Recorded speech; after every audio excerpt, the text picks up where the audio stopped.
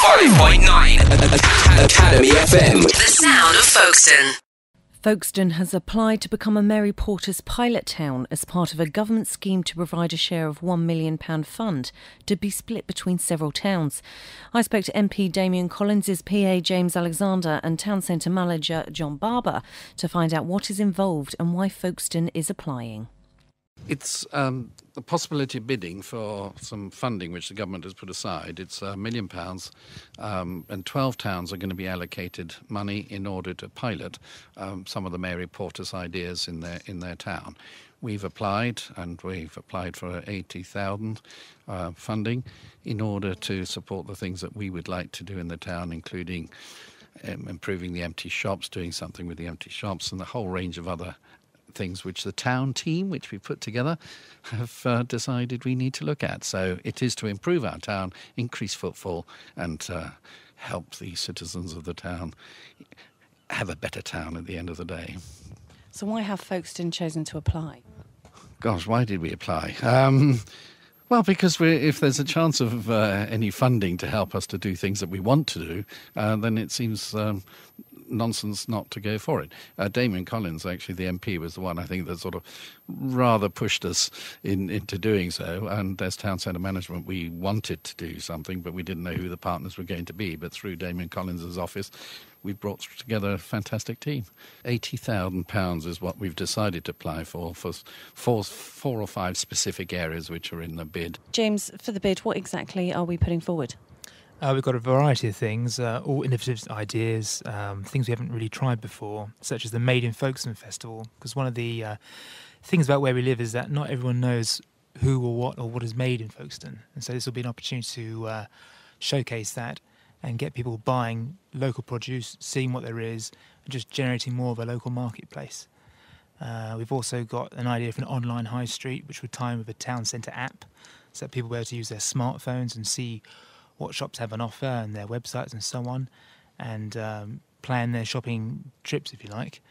We've got a Love Folkestone project, which is a walking guide where you can see what there is around town and places of local interest, and tie that in with some shops as well, including a Street Olympics, which allows for children's events, perhaps a skate park, coastal park, involving the beach and harbour as well. Lots of things going on down there.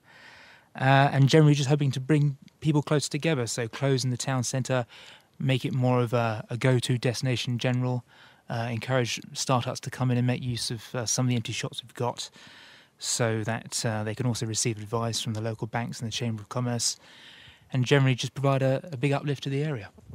And is £80,000 going to achieve all of that, or is it just a starting block to put those in place? It's just a stimulating amount of money just to get things going. It's not intended to be the be-all and end-all. It's just there to provide a bit of a boost. But in addition to receiving the money, we would also get advice from Mary Portas herself. So we would hope to have her come down here, have a look around folks and show what we've got to offer here. And she can give us some of her valued insight as well. So how many people are actually going to be awarded the pilot scheme, John? It's only 10, isn't it? No, 12. 12 towns will get it. That's the whole country, it's not just Kent. So we're vying against quite a few Kent towns as well for this. But I would imagine they will take a mix of towns, like coastal or sort of more villagey type places. Rural, urban, but there'll be a mix of those, and we just hope that we'll be a sufficient mix of a town, coastal and also with various problems, not least obviously the employment rates and the empty shops and things of that sort, that we might fit into exactly the sort of town they're looking for. But you asked me earlier on how we got together on this. I can tell you, I have to thank Shepway District Council for producing a wonderful car parking strategy, which brought together a whole mass of people who really haven't spoken with each other before. And the Mary Portas thing is sort of actually is continuing that real buzz of working together. And hopefully this will be a long-term sustainable thing. It's not just a question of going for £80,000 and we'll do this and then go away. Hopefully all those who are getting involved will see that we can continue this long-term. And if it doesn't do that, then I think it'll be a bit of a failure, but still fun having £80,000 to spend. And if you don't get the £80,000, are these things that you hope as a town centre to actually put in place anyway?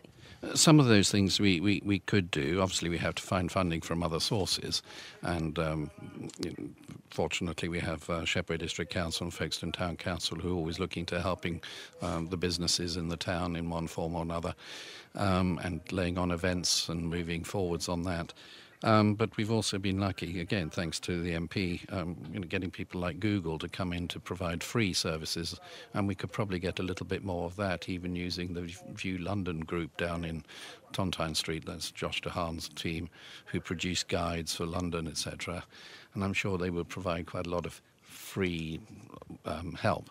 So we will be able to do quite a bit of what we plan to do or would like to do. These are things that we want to do, not things that we're doing just because there's the 80,000 available.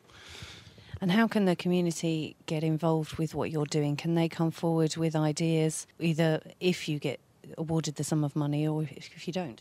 We always welcome suggestions from everybody, the residents particularly, and the businesses.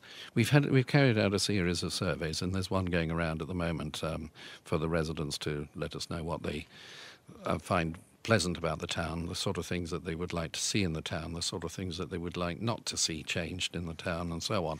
So that survey is actually going to be quite important in helping us in this next stage. And then hopefully in 6 months' time we'll carry out another monkey survey, I think it's called Survey Monkey, and get the responses from that. We've also carried out a lot of surveys with businesses on a regular basis on a variety of things. And we'll hope the website and everything else that we set up will enable people to keep us informed whether we're doing the job that they would expect us to do. Can this bring together a sense of community in the wider sense amongst Folkestone, just getting together and coming forward with ideas and everybody getting on board with suggestions of how to improve things?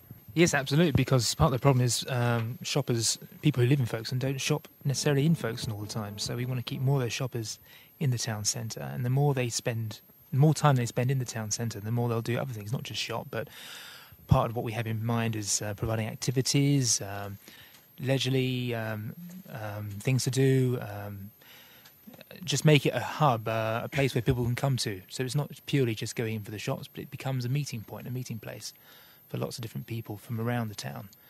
And so it'll bring the life back into the town centre. That's the long-term plan, that's the vision, that's the aim.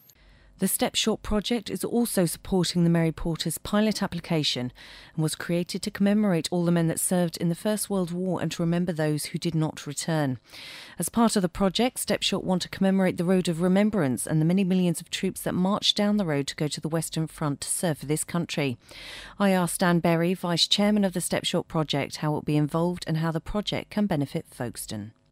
Anything that happens in Folkestone that will improve the town itself and to bring people into the town to make it more prosperous is good.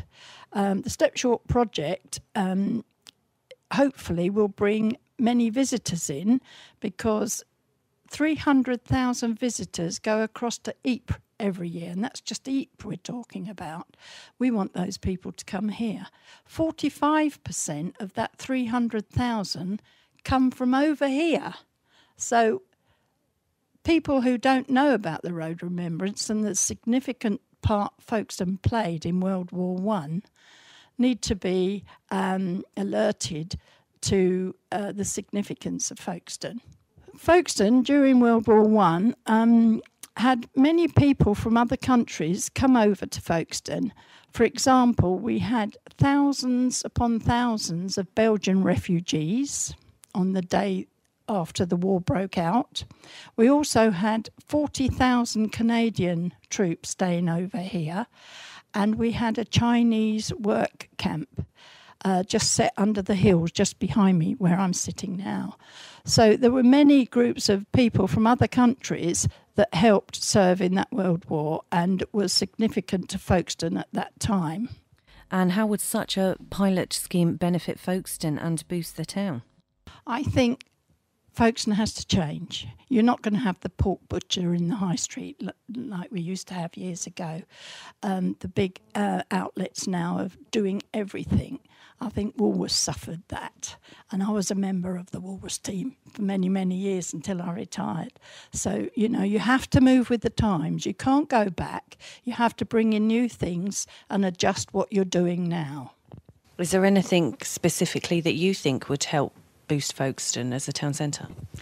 I think we need to tidy it up, bring in things that we haven't got, and you need the team to sit around the table and talk about that. What do people want? Are we giving them what we want? If we're not, we need to go find out what they need. So we need to go and talk to the people in the town to say, what would you like to see here? What shops would you support? And what else could we have other than shops that would be of interest? We do many carnivals and things like that in the town. Do we need to do more? Do they need to be different? Do we need to encourage other countries to come over and do something with us? And if we are successful in winning for the Mary Portas pilot scheme, what is that actually going to mean for the town? I think it will be a big boost for the town. The town needs to know that things are happening. There are lots of things happening. Not everybody knows what they are. There are lots of groups beavering away to make the town a better place. But we do need this bigger project so that the town can come on board and start getting excited about what's happening in Folkestone. And have you got different things going on throughout the year? We have a commemorative march every year on the lead up to 2014, which is the 100th anniversary. And this year it will be held on Sunday, the 5th of August, starting outside the Grand on the Lees. We gather there at 10:30, ready to march off down the Lees, down the Road of Remembrance into the harbour area, which is the very route that all the troops took when leaving for the Western Front. Folkestone will find out, along with the other applications, if they are successful when the chosen towns are announced in May.